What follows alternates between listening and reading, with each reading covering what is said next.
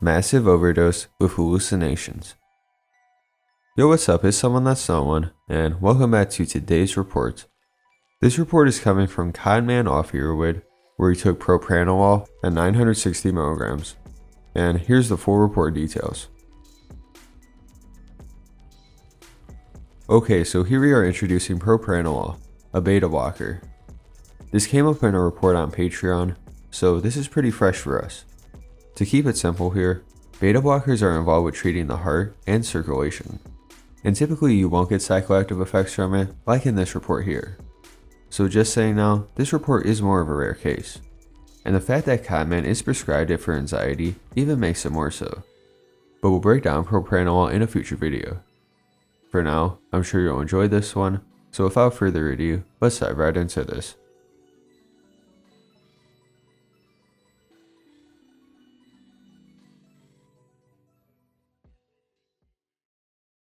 I am prescribed this medication for anxiety at a dose of one 160 milligram tablet 3 times daily, which my doctor said is already a very high dose. But this day it wasn't working, so I decided to take 3 capsules, then another 3 capsules a few hours later. The setting of this experience was alone in my apartment, which will play a huge role, and my mindset was one of anxiety. After a few hours, this drug began to have a delirium effect on me, similar to dimenhydrinate or diphenhydramine, 2 drugs I occasionally use to see real hallucinations. I am no stranger to true-to-life hallucinations and delirium. However, this day I had taken no drugs, which I thought would cause these effects, and I was not expecting to trip at all. So when I was standing in the bathroom and saw hands curl around the door, I thought someone was in my apartment and went to investigate. I discovered 2 robbers were in my house playing games with me, hiding behind doors, etc. One was even inside my fridge, which of course is impossible. But this is what deliriums do, I guess.